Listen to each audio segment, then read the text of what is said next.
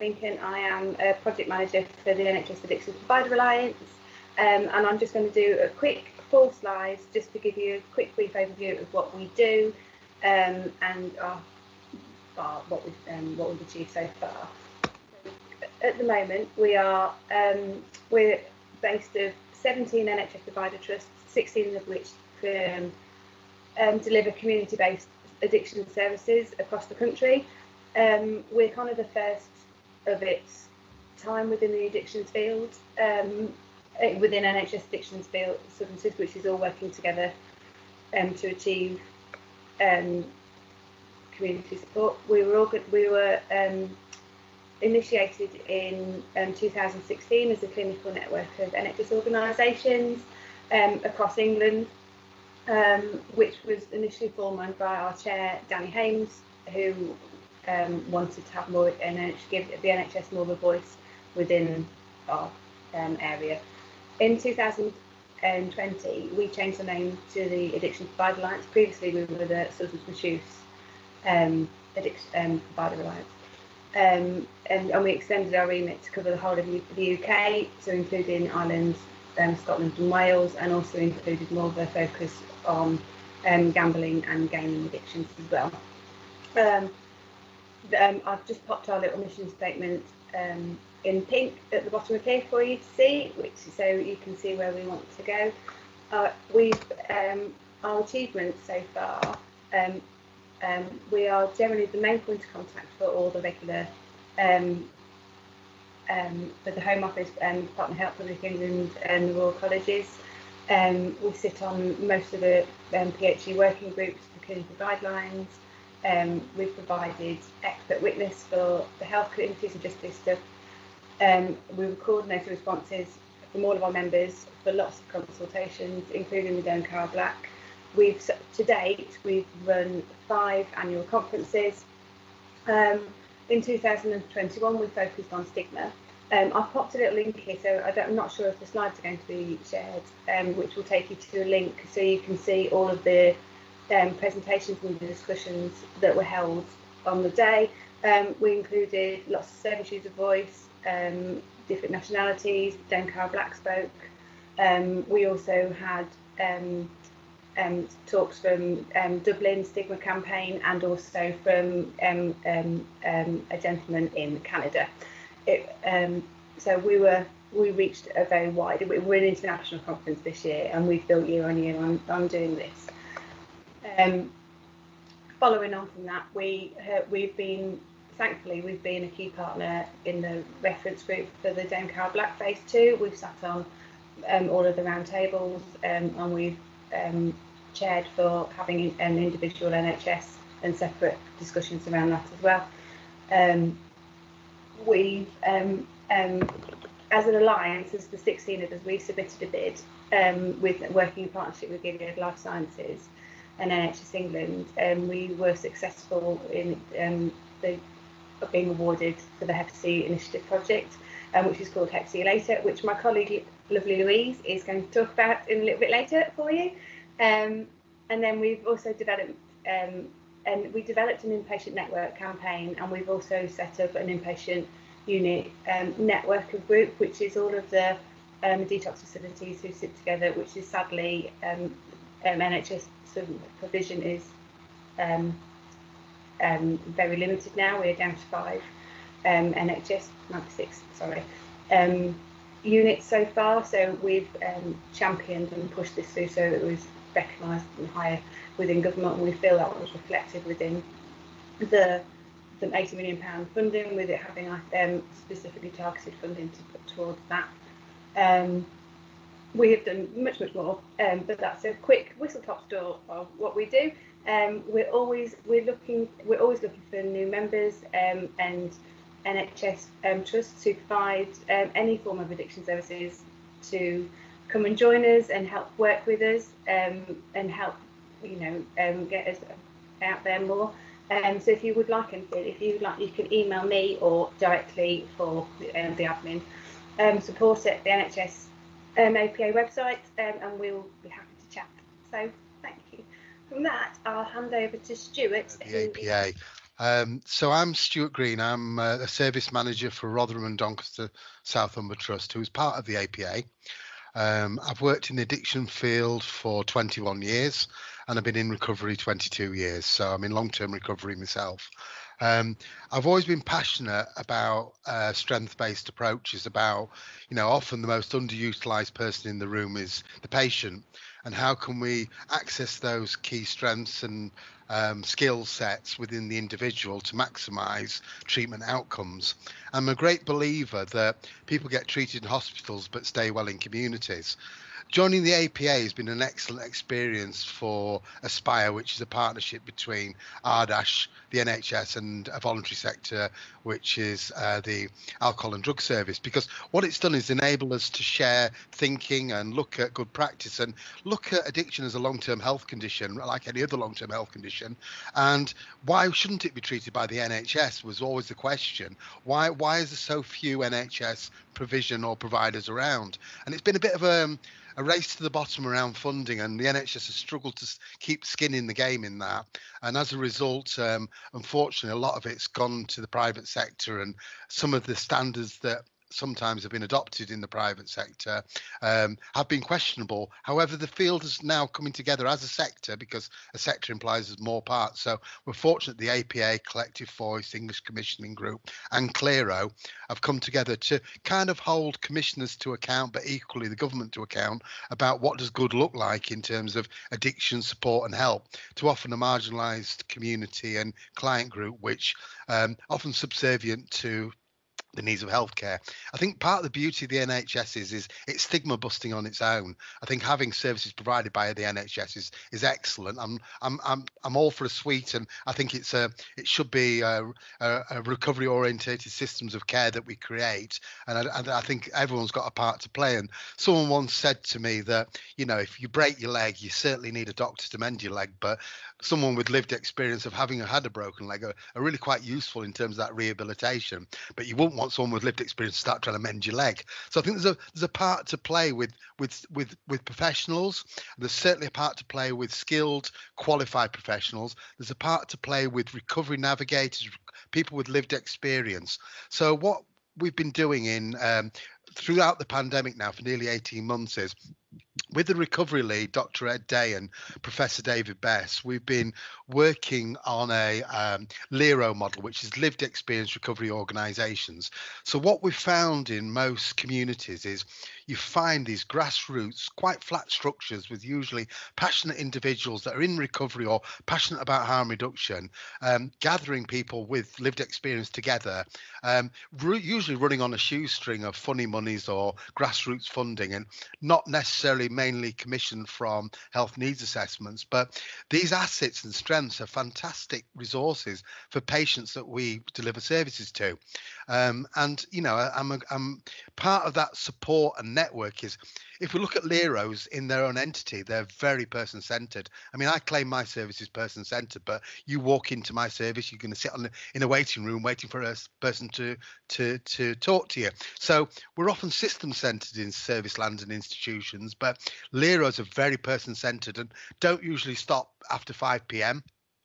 They're a lot more flexible and nimble in responding to that. And even if you look at the pandemic, how communities have come together and addressed sort of the pandemic issues, rallying around, Mrs. Smith, elderly lady over the road, and how she's going to do her shopping. That hasn't come from a top-down approach. That's often come from grassroots community approaches. So for us, it's about where LEROs fit. LEROs are often very challenging at times to work with because they don't have formal structures. They may not have formal constitutions or be registered with the CQC. So one of our ambitions at the minute with LEROs is to adopt a set of standards. So we've got roughly about 45 LEROs now joined Clero, which is a College of Lived Experience. We meet monthly with them. We have a steering group that meets fortnightly.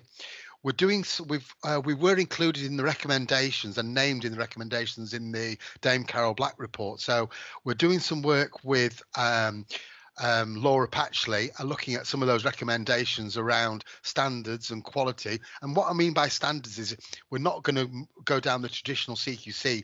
We're going to look at CHIME, which is come from Professor Mike Slade, and is familiar with the Recovery College principles in mental health. So whether that connectedness, hope, identity, meaning and empowerment, we're looking at what those qualities mean, because one thing that's quite visible, whether it's natural recovery or people coming through services, is that no one ever does it alone. So we're looking at those connections. One of the biggest influences when you look at the John Kelly work is that, you know, get a set of healthy mates and you start adopting healthy lifestyles. So part of that group contagion and how Lero's figure in that. So at the minute with Lero's, it's free membership. We're encouraging those obviously usually non-commissioned groups to join us. If you want to know what a Lero is, usually it's made up of lived experience, people in lived experience. A Lero can be a small group of 2 or 3 people. We've got Leros like the Well, which are very prevalent in the Lake District and have connected and doing partnership working with providers up there as well. So we've got representation from England, Scotland and Wales at the minute. We are, say, meeting monthly. We are looking at both the standards on CHIME, and CHIME really, hopefully, is going to be scaffolding rather than a cage, so it helps people develop. And actually, our ambition is we've trained a number of peer researchers to look at what does good look like, not only in Lero land, but in the statutory and service land. So when we look at the NHS, say 15 steps, it'd be great to have those lived experience people coming in and looking at organisations and, you know, does it meet and care for people in the way we would hope, and that it's commissioned too. We've got the support of commissioners, and we've recently heard from one Lero, by joining the organisation, they've secured 40-odd thousand from their local area. So it's already started to create that momentum. We believe there's a parity of esteem. So it's really important that we look at how lived experience plays a part in this, and that's kind of where we are. I'm very passionate about, you know, because I think the beauty about addiction is people go to the ends of the earth to get their needs met in addiction. Now, if you refocus that into recovery, the sky's the limit. And when we talk about Leros, I want to be clear, it's not just about recovery in the Pollyanna world of dancing off into the sunset. It's also about people with often complex conditions that may be with us for multiple years. If you looked at the Hep C Trust, and obviously we've got Hep C here today, but they've adopted some of the peer support workers through the Hep C Trust, actually supporting it. And what better way to create that ability and peer support than using people with lived experience of hepatitis C? So there's a role to play. Myself, I almost also involved with the trust around what's the difference between patient engagement, patient consultation, and how do we use patients' information to support improving our care. Thank you, Candy. Hi, I'm Eddie. I'm the Marketing Communications Assistant at Inclusion and Hep C Later, which are both parts of the NHS APA as well. During lockdown, we sort of came up with, well, I think we wanted to come up with a way to engage staff who were working from home. And we have a lot of psychologists and recovery workers who work with us. So we came up with the idea of Take 20, which was sort of a lockdown initiative as ways to teach our staff various wellbeing techniques, be it from sort of mental techniques to yoga to, there was one even about caffeine intake, which wasn't the most popular, telling people to stop drinking coffee. But we have an example one to show you now, which I believe was from Adam Lords, who was one of our recovery workers in Thurrock. So yeah, this is the example we wanted to show you from Adam Lords, all about self-acceptance.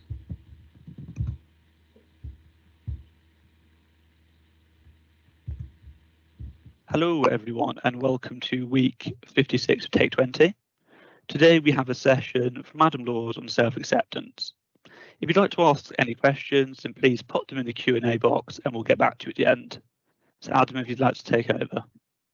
Yeah, perfect. So this, just a quick little session, to be honest, is based on part of a course that we've been running or kind of producing recently for clients, but we'd run it with staff and it seemed like quite a good thing to just talk about for a little bit. So this can be a nice little checkpoint to really check in with yourself in terms of your self-acceptance and really how that's going at the moment. So hopefully a few of the things we talk about today can really help you to do that, even if it's just for a little moment. So if we go on to the first slide, I wanted to talk a little bit about self-esteem, because this is kind of a concept that comes up a lot in the work that we do, and it's not always something that we kind of understand in that same way. Although we talk about it, we say self-esteem quite often, people tend to think self-esteem is just having a good view of yourself. So good self-esteem is I see myself really well, almost being kind of egotistical in that way. But actually, if you look at the definitions that they give in a lot of the books around self-esteem, it's actually more about this idea of acceptance. So it's not just the qualities that we assign ourselves or the things we believe we can or can't do. It's just our overall opinion and value of ourselves, what we place on ourselves in that way, whether that is good, whether it is saying I'm a really great, worthwhile person, or if it is thinking there's parts of me that are not so good, they're more negative or useless, for the example they give there. So we notice that there's kind of different types of self-esteem, really. I mean, it's called kind of in quotation marks low and high, where if you have low self-esteem, you notice that it's quite difficult to accept compliments or things like that. So it's really difficult to really identify and accept the positive aspects of ourselves. So you might notice that you focus on your flaws quite a lot, might reject compliments from other people, find it quite difficult to speak up. There's a lot of different ways that kind of self-esteem can affect you. But also that other idea of high self-esteem isn't just thinking highly of ourselves or having that big ego. It's actually just about accepting ourselves as a whole. And there's a really good kind of analogy that we use for this that I really like on the next slide. And it's almost about seeing ourselves as a chocolate box, which is often something that people can relate to a little bit easier. I know for me, certainly it is. But if we can go for the next slide, imagine just for a second. And usually when we do it with clients, I'd ask them to shout out their answers, but obviously I can't hear you guys. But if you just imagine for a moment that you have a box of chocolates. Now, as usual, within that box of chocolates, there'll be some in there that you really like. And on the other hand, there'll be some in there that you really can't stand. So the coconut ones or the coffee ones, basically. And what we tend to ask is, what would you do with that box of chocolates? There tends to be quite a lot of responses to that. And the main ones, essentially, I don't know if you're all thinking this at the moment, is I would still eat the ones I like, for example. So you'd still pay attention to those chocolates that you do still like, or you'd share the ones that you don't like so much with other people who do. So you'd find someone who appreciates that chocolate. Now, we've asked this countless times in the sessions that we run, particularly the groups and things like that. No one's ever turned around and said, you know what, Adam, I'd just chuck that box of chocolates in the bin. I wouldn't pay any attention to it. I'd feel quite negative about that. I'd just throw it all away. Because essentially what you'd be doing is throwing away that whole box of chocolates just because there's 2 or 3 in there that you're not so fond of. We're quite commonly doing that with ourselves in a way. We'll often find 1 or 2 things that we don't like so much about ourselves and just develop this really negative view of ourselves as a whole. And that can be really damaging for that idea of self-esteem and self-acceptance. So I suppose the question we tend to ask is why do we do that? Why do we jump from all of a sudden, okay, well, there's just these few qualities about me that I'm really not so fond of, to I am a terrible person, or things are terrible right now for me. We make those quick snap decisions about how we see ourselves based on that, when realistically we might be ignoring all of those chocolates that we do like, all of those more positive qualities that we feel we have. And I think there's something else to say for what people tend to reply for the chocolate box analogy, is that idea of giving some of those qualities away, giving some of those chocolates away, is really relevant to those qualities that we have that we might not see as positive so much. And it's about whether actually are there certain situations or people within, or kind of other people in our lives, where those qualities are really accepted or really valued. And there's a little bit of an example of this on the next slide as well. And it's about really how we can view some of these qualities. So this is an example we'll use with clients quite a lot of the time. And essentially what you're looking at, if this doesn't really make sense because it is a little bit weird looking sometimes, is a big eye with lots of little eyes in the middle of it. Now, that big eye represents yourself as a person, and all of those little eyes represent the qualities you have, whether they're positive ones, whether they're negative ones. And this is something I often recommend that people do, is just to sit down and really try and identify all of your qualities, good, bad, somewhere in between, however you feel about them, to really just put those qualities down on paper so you can really take stock. And from doing this, there's a few things that we can really identify. So you might have a look at that and say, okay, well, there's some qualities on there. The example I often use is selfishness, where you might think of a selfish person and think, oh, you know what, I really don't like selfish people. If my friends were ever selfish towards me, I'd be quite angry with them, or I wouldn't appreciate it. So we will often jump to selfishness being a negative quality, in the same way as we might see generosity as a really positive quality. Might think, okay, well, I love it when people are generous to me. I like getting things. I like it when my friends are nice to me in that way. So we see it as positive. Now, if we go to the next slide, there's a couple of examples of, I suppose, what those qualities are as a whole. So it is really helpful to look at all of it as a whole, but it does allow us to reflect on this. So why is that selfishness negative, or why is generosity positive? Now, despite what we might kind of come up with from there, what I tend to say to people is all of our qualities, and quite a lot of things to do with our mental health in fairness, all of those qualities have a purpose in our lives. There are times in our lives where we might need to be more selfish or less generous, for example.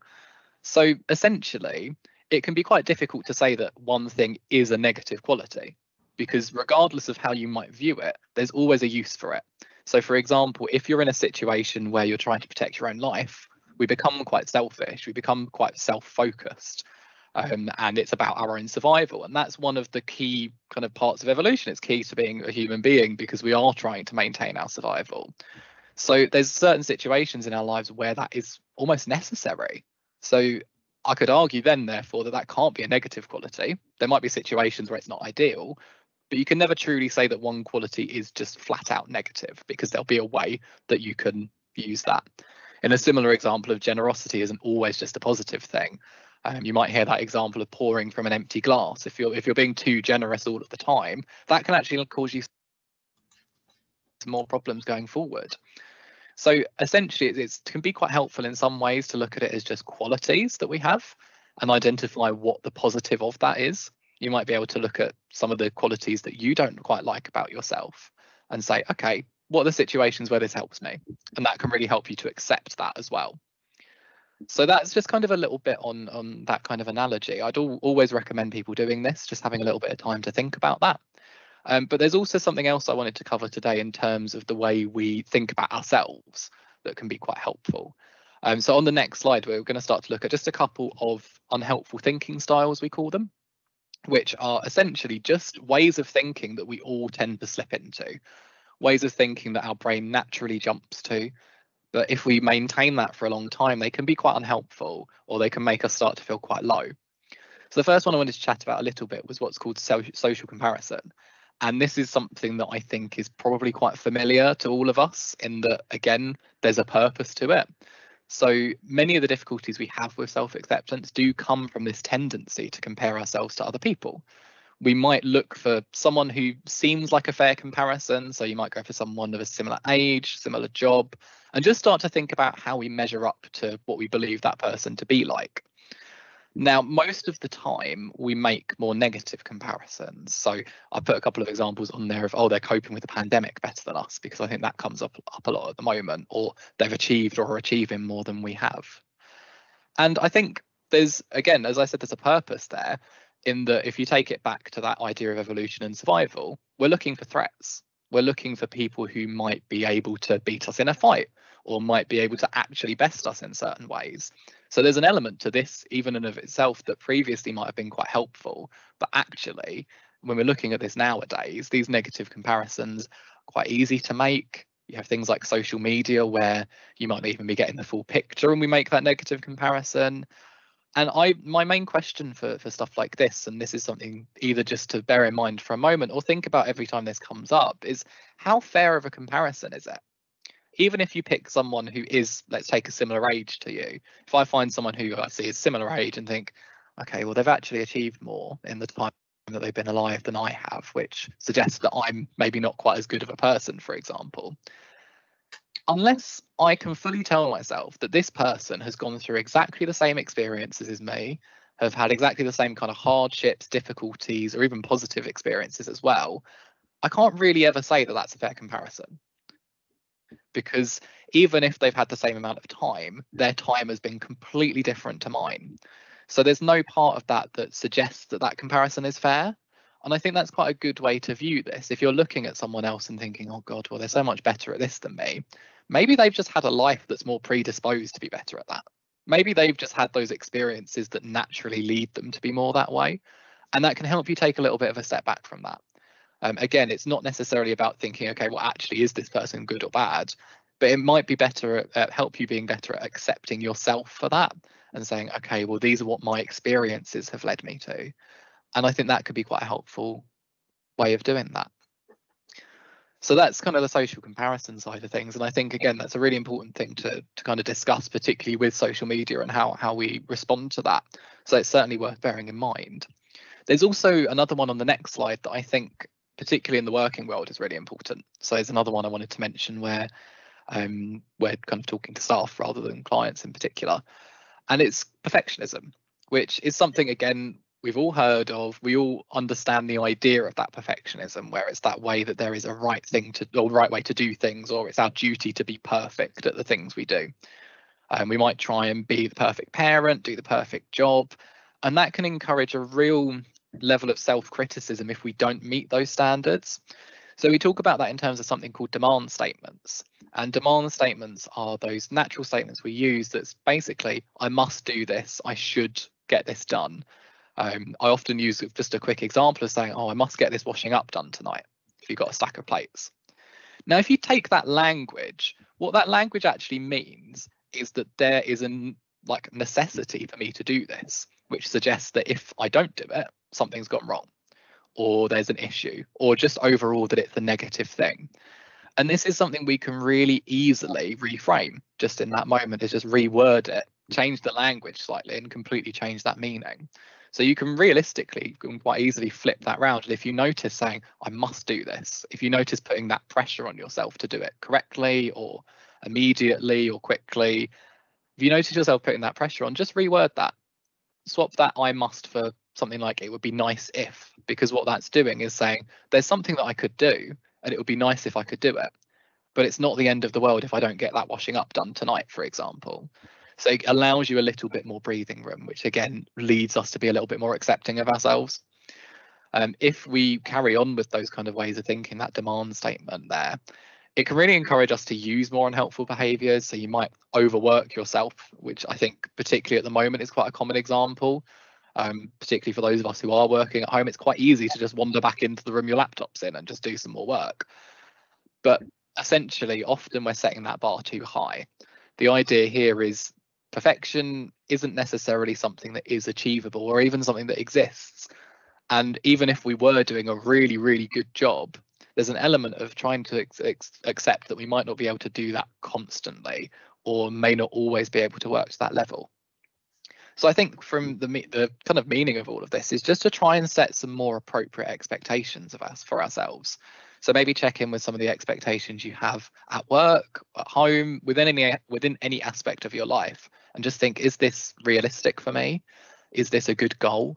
Is this something I actually want to achieve? And just kind of take a step back from that and saying, okay, maybe I am setting the bar a little bit too high. Am I setting myself up to fail here or to not achieve this? If we do change that, if we do have goals or kind of aspirations, expectations in our lives that are a bit more appropriate or achievable, when we achieve that, we get quite a good sense of motivation and energy from doing so. That achievement, that reward that we get from doing things is quite powerful. So if we're constantly missing that, that can be quite demotivating. However, we can take advantage of that same process and really just start setting ourselves things that we know we can achieve and that we know we are able to do a lot easier. One last thing I want to touch on before we run out of time is this last couple of slides about our strengths. So as much as we've spoken there about qualities and how they, are maybe not as negative as we think they are, it's also quite important to pay attention to these strengths that we have. Now, strengths are our natural assets, as it says there. They're the ways of thinking and behaving that keep us going at our best at all times. Also, one of the things we talk about in a lot more detail is that they help us bounce back from difficulties, whether that's day to day or more kind of sudden life difficulties, or overcome our weaknesses. Naturally, we feel that boost of energy when we're using our strengths. If anyone's kind of noticed thinking this before, if you do something you're good at, it feels quite good. It reminds you that actually I do have these positive qualities, first of all. And also, again, that sense of achievement in being able to do something you're good at and demonstrate that is quite powerful. It's also worth mentioning that we're also able to combine those strengths. So if there is something that we have to do, or we have a task kind of coming up that we may not be quite so good at, we might know that is not our strong point. I'm sure we can all think of things like that. We can combine a couple of the strengths that we have to help us overcome that. So say, for example, if I have to write a report or an essay or something, and I know that I'm not quite a good writer, God forbid, I mean, that is absolutely true. But if I know that already, then what I can do is try and combine some of my other strengths. So maybe, although I'm not good at writing, I might be quite good at organisation and timekeeping. So I can set aside more time to be able to do it. Or I might be able to look at some of the other strengths that I have in other areas and how that might help me to overcome that. So ideally, it's about identifying what those strengths are. But when we look at the research here, it suggests that only about 1 in 3 of us are actually aware of our strengths. As we said before, we do pay far more attention to the things that we don't think we're so good at. So it can be quite helpful for our kind of acceptance, at the very least, to really focus on paying attention to both. Again, as it said right at the beginning, it's not necessarily just thinking all good or all bad. It's seeing the whole picture, whether that's some good, some bad, or more good, more bad, whatever that looks like. It's about accepting that. And I think mostly it's about identifying that actually we're probably all using quite a lot of strengths day to day that we're not realizing at all. And one thing that we've recommended for, again, like I said, when we ran this for staff, and also what we'll be using with clients as well, is on the next slide, there's a survey that you can complete online. It's called the VIA Strength Survey, and there's the website on there as well, but you can really easily Googled. Basically, it has 24 strengths, and these are all strengths that are valued across cultures. It's kind of evidence-based to say, actually, these are strengths that we really value within our society. And you can answer a few questions and identify for yourself which your main strengths are. And the idea here is to try and use those. So either if it's about combining some of those to overcome some weaknesses, or if it's about just trying to engage in more things that are going to let you use those strengths or let you demonstrate them, it can be really helpful just to check in and say, actually, what am I really good at that I'm really just not noticing or paying attention to and using them? Also, by the same merit, it also tells you the strengths that you're not so good at, or that you aren't demonstrating quite as much day to day. And that could be a learning point. So to say, actually, maybe I'll focus on this and see if I can get a little bit better at it. Or it can help you plan ahead for the future. So again, it's a really helpful thing to do, just to focus on the not just paying attention to the negative side of self-acceptance. And I think that's pretty much everything from me. So I don't know if there are any questions. Thank you, everyone. Yeah, that was just a quick example of what one of the Take 20s was. As I said, I think we ran around 60 all in all. And we're looking to, I believe, bring it back for next year, just sort of intermittently once a month. We've been asked by staff if it can return. So thank you all for listening, and I think I'm going to hand you back to Louise. Hello everyone, my name's Louise Hansford, and I've come along today to produce this on-demand video to tell you all about the Dorset Pop Up Clinic model that was run across Dorset in the United Kingdom over the summer in 2020. So I just want to begin by acknowledging all the people that contributed to this project, particularly those who inject drugs, those who were homeless, and all the other people that got involved. And the disclosure that this project was started with a pharmaceutical joint working agreement with Gilead. So I'll just start off by giving you a bit of background. So who we are. The NHS Addictions Provider Alliance is a collection of 17 NHS trusts in the United Kingdom who have all come together to have a stronger voice within the community. I believe collectively we run about 40 to 45% of the community addiction services. So we've got members all across the United Kingdom, and my role is to coordinate our approach to hepatitis C in the south. So in 2020, we joined forces and we developed our Hep See You Later campaign. And as part of that, we were able to offer innovation grants to our members.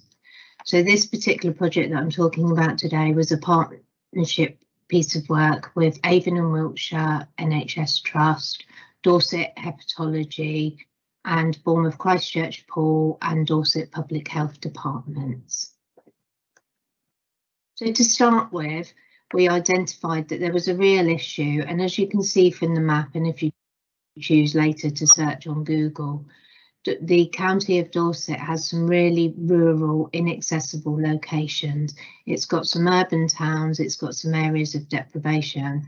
So it's a vast and diverse area. And what we realise is that there are populations within that, particularly of intravenous drug users, who cannot access secondary care. We also realised that we weren't reaching the wider population, so those people that may have had a blood transfusion pre-91 or tattoos, the other risk factors for hepatitis C. So a few stakeholders came together. We came up with the solution of running pop-up clinics. So we applied for a Hep C later grant, and we secured the grant. So what do we mean by pop-up clinics? Well, outreach is, the definition is an effort to bring services or information to people where they live or spend time. And the pop-up clinic model is exactly what it says on the tin. So basically, a team of people go together and pop up a clinic. So it can be done within services, the clinical vans, hostels, homeless provision, church halls, food banks. To be fair, it can be done anywhere, anytime. So what is required to do this? So there's an awful lot of willingness. You've got to kind of adapt on the ground, on the day, to different circumstances. We really needed to gather the local knowledge to know where to go, and we Hep C later used our data to really underpin that. We need to have a positive risk-taking attitude. So instead of why can't we do this, ask ourselves how can we do this and do it safely. Obviously, you need the human resources, but you need a multidisciplinary team, the testing equipment, the fibre scanner, and high quality information and peer support.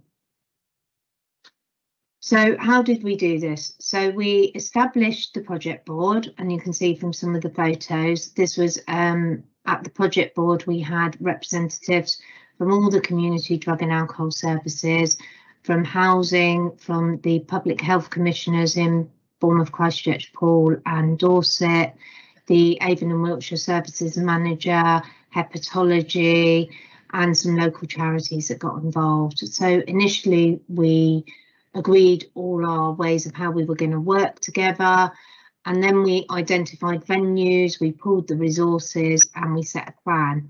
That was in the February 2020, and then we all know what happened. COVID hit. So as you can imagine, everything came to a grinding halt, particularly our hepatology nurse colleagues were all redeployed to intensive care and the wards to deal with the pandemic. By May, due time, things were settling down, so we realised we had a real opportunity. So locally in Bournemouth, Christchurch and Poole, we had over 200 people housed in the Everybody In initiative.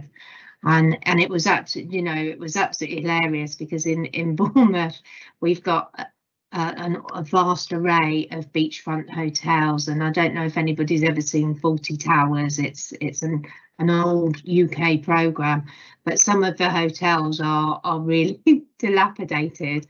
But because of the view out onto the sea, they're like 150 quid a night hotels. And they were really, really all accommodating for our client group. It was just incredible. So we very quickly mobilised the workforce and utilised the different organisations that were involved. So the homeless rough sleepers team run by St Mungo's were pivotal to this, as were the council that were coordinating the approach. So we realised with some of these guys that we had a really small window of opportunity. So we reduced the pathway as much as we could and endeavoured to use pangenotypic drugs where we didn't have a genotype on file. So these are some of the photos. So as you can see, some of them were done in the hotel accommodation where people were. We did a couple in car parks. We went to the YMCA. I mean, literally, we went anywhere that would host us. And if people were unavailable at the time, the individual teams made up of the substance misuse BBV lead, the hepatitis C trust peer support lead, would go out and do a bit of a mop-up exercise. So if it was that we needed to get an up-to-date RNA test on file, they would just go and meet people where they were at and then bring them in to get their medication, basically. So why is this model important? Well, traditionally, service users don't attend hospital appointments, and this model really meets people where they're at. We definitely reached populations that aren't engaged with any services, and in that we were really able to motivate and empower people to come forward, to get clean drug paraphernalia for injecting, to explore getting prescribed opiate substitution, you know, and this all led to service users feeling really valued and really empowered. This model really brings trust because it just shows we value you, we care about you, we want to support you. And by taking care to them and that robust communication, there's less opportunity for people to drop out. We had a multi-agency approach. One of the amazing things is our Dorset Homeless Healthcare GP service. You know, we're able to signpost people straight in and vice versa. So there were a couple of guys that had really deep leg ulcers, and we were able to just really motivate them and engage them into that care. So the important considerations with a multi-agency approach, you need to have somebody that's accountable for the data. And frustratingly, in the UK, one system doesn't talk to another. So there was a lot of duplication of data, which is frustrating, but it is essential that each organisation had accurate and appropriate clinical records. In that, it's really good to establish roles and responsibilities early on, and you definitely need somebody to coordinate it. The safety is an important aspect, so we do need to be aware of any risk elements. We always had a COVID officer delegated, so somebody to make sure that there was adequate PPE, to make sure that cleaning, and just to make sure that nobody was at risk of either transmitting COVID or being infected by it. So it's essential to use the staff and resources most effectively. So the hepatology nurses are exceptionally busy. So it's about doing the testing and then almost getting a cohort of peers together for the hepatology nurses to come in, do the liver assessments, and so they can do the prescription and then do the treatment rounds. And perhaps one of the biggest things with the pop-up clinic is to just be aware of your environment, be aware of the space. When we're out in the van, so, like if you've got people outside, sometimes the conversations can be overheard. And as you appreciate, we're dealing with sensitive and private information. So just be aware of your surroundings and think about the confidentiality. So the results. So 20 pop-up clinics were done over the summer period, so mainly from June to September, October. Various locations, as I've already said, so car parks, hostels, youth hostels, people's houses were visited with the van, just anywhere, everywhere really. So there were 247 patient contacts, and out of that there were 22 individuals that were all screened for hepatitis C. 74 patients were treated, and it's worth saying that a lot of these patients were known to hepatology and they've been in services for many years, but this real assertive engagement was the key, and the new information about the new drugs, you know, it was just a phenomenal way to reach this group that we've struggled with for years. There were 14 organisations involved, so it really was a pleasure to be involved with something where every organisation came together with a single purpose. The model's so effective that it's now being carried on, and we've secured funding from NHS England for our vans project in the local area of Wessex. And the model, the wider team, won the British Journal of Nursing Hepatology Team of 2021, which, as you can imagine, is a highly sought after, highly competitive award.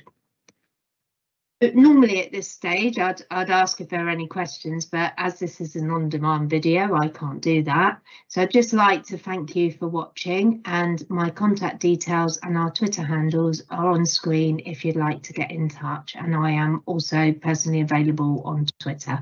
Thank you very much and enjoy the rest of the conference.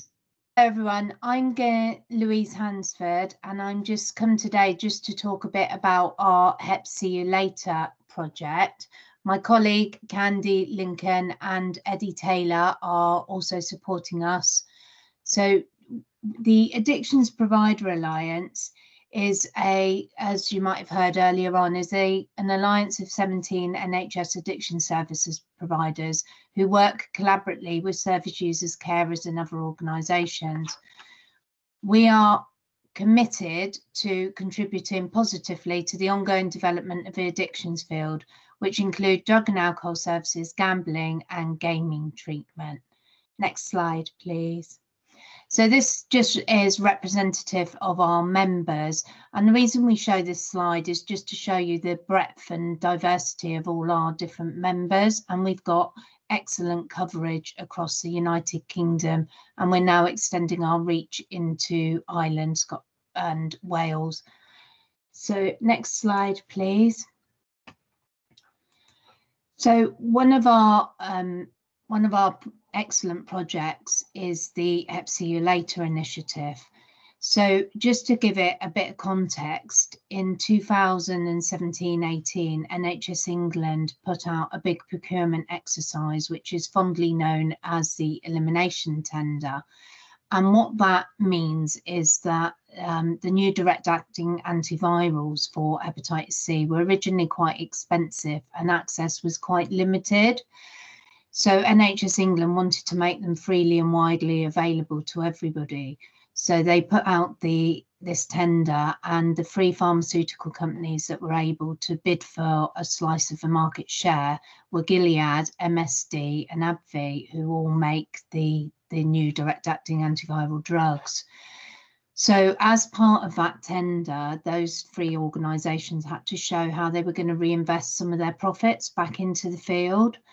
So AbbVie went into partnership with the Hepatitis C Trust and funded some Hep C Trust peer support leads. MSD funded some Kefiab machines and a GP algorithm to identify people at risk of Hep C within primary care GP practices. And Gilead went into partnership with the drug services to provide regional coordinators.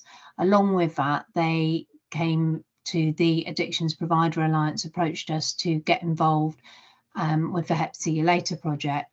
So we're in a joint working agreement with NHS England and Gilead, and what that means is we work collaboratively together to support our 17 members across the UK to with their approach to hepatitis C. So currently we've got the social media campaign that you might have seen, which is Hep See You Later. We've got regional coordinators and our project management team, of which Candy and Eddie are part of. So one of our big pieces of work is the underpinning data and trying to do deep data dives to look at where there are people that might have been at risk of Hep C that are not easily identified. We have practitioners forums, training, webinars. We also have innovation projects, so stay tuned in because we're going to talk about one of our highly successful projects next. So next slide, please. So this just shows the geographical spread of where we've got coverage. So we can really, so the northern contingent. They're seeing quite a lot of reinfections for Hep C, and part of the reason that they're seeing those is because they're doing robust retesting. And the beauty of the Hep C Later project is we can share the learning across our networks, so we're not reinventing wheels, and we're really getting the most out of the Hep C Later initiatives. So next slide, please.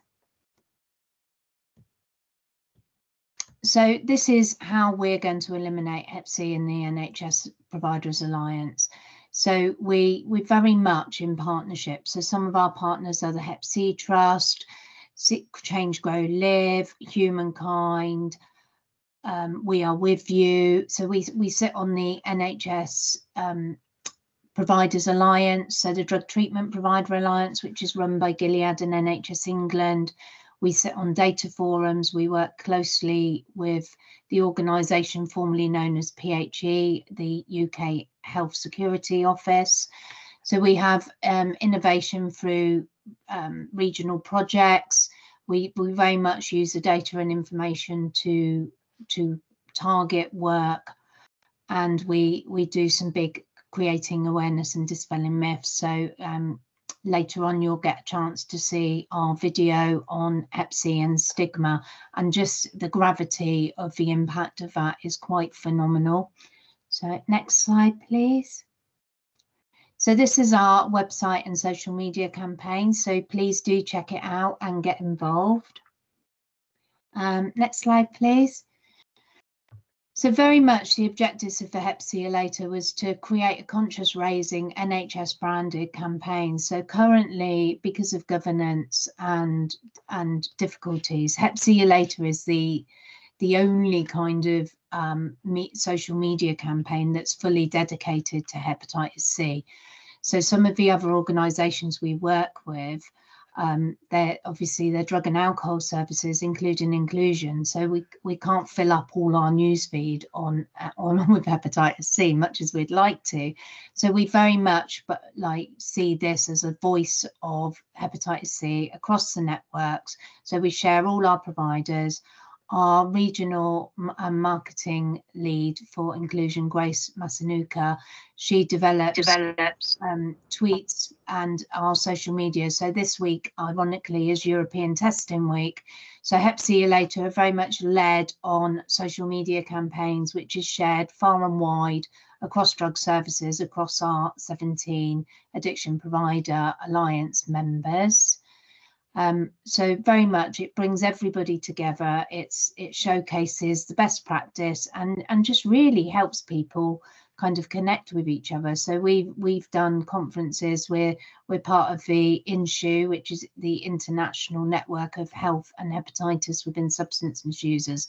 So we get to talk in conferences in Australia, Canada, Portugal. So we're very much leading the way and our spokespeople for what's going on in the United Kingdom.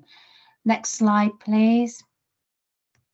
So our key messages are that hepatitis C can be eliminated, and we're going to do it, basically, that we bring the best of the NHS. So we bring care, quality, trust, and we're dependable. The NHS is a household name. So we highlight risky behaviours, we reach the populations not already engaged. So you may have seen the contaminated blood scandal that's in the news at the moment. So very much we're trying to reach people that had blood transfusions pre-1991. We're bringing them in, we're destigmatising it, we're kind of really breaking down that judgment and discrimination. And the treatment is quick, easy, it's accessible. So you may be aware that pre-2017 the treatment was quite robust. It was up to a year of weekly injections, tablets, chemotherapy type drugs, and with not a very good success rate. Well, that's been and gone now. So very much our job is to get the word out there that and break down those old messages. So next slide, please. So our reach is nothing like the Fab Academy reach, but part of the reason we're very excited about being part of Fab Academy is just to be able to extend our reach. But we did have over 1 million reach across both accounts last year. You know, please do follow us, please do share our work, because it's only through our partnerships that we're going to eliminate Hep C. Next slide, please. So yeah, it's these are some of our pictures. We've got the selfie frame. So anybody that wants to get involved with Hep C testing, we've recently taken on a project with our sexual health services who don't routinely offer hepatitis C screening. So yeah, please do get in touch. And yeah, last slide, please, Candy. So thank you very much. That's my email address. I'm all over social media. My daughter in Australia has recently had me doing LinkedIn. I have not got a clue what I'm doing, but I'm easily found. You know, you heard from earlier from Stuart, who's pivotal in the College of Lived Experience. You know, we have experts by experience within our Hep C network. We work closely with academics. So our network and our connections are pretty phenomenal, actually, even if I do say so myself. So please do get in touch with any questions, queries, or any further information. Thank you very much.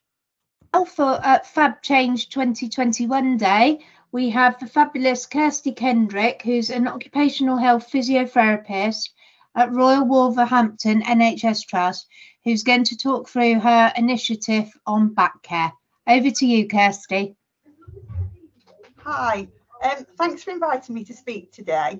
As you already know, my name's Kirsty Kendrick and I'm an occupational health physiotherapist by background, and I work at the Trust in Wolverhampton. So I'm here today to share with you an example of one of our online videos which were developed in the past year to try and encourage staff at the Trust to move more during their working day. It came about when more and more staff were having to change their working environment due to the recent pandemic.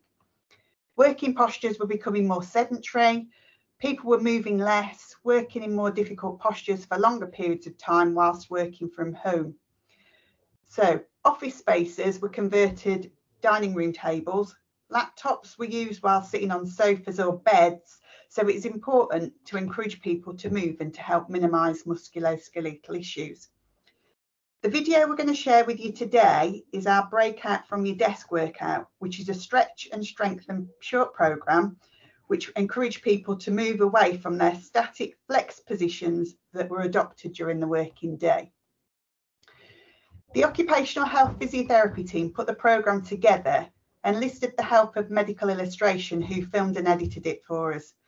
The video was put onto YouTube and the link was attached to the Trust intranet page for easy access for the staff to use. This was facilitated by the IT department. We did a health promotion event in October this year to coincide with Back Care Awareness Week. 2 days in that week, we live streamed via Microsoft Teams an early morning stretch before you workout to help staff prepare for the working day. Then at lunchtime, we encouraged staff to join the Breakout from Your Desk workout, which was streamed live again to interrupt their flex postures in the middle of the day. This was aimed to help with their physical and their mental well-being.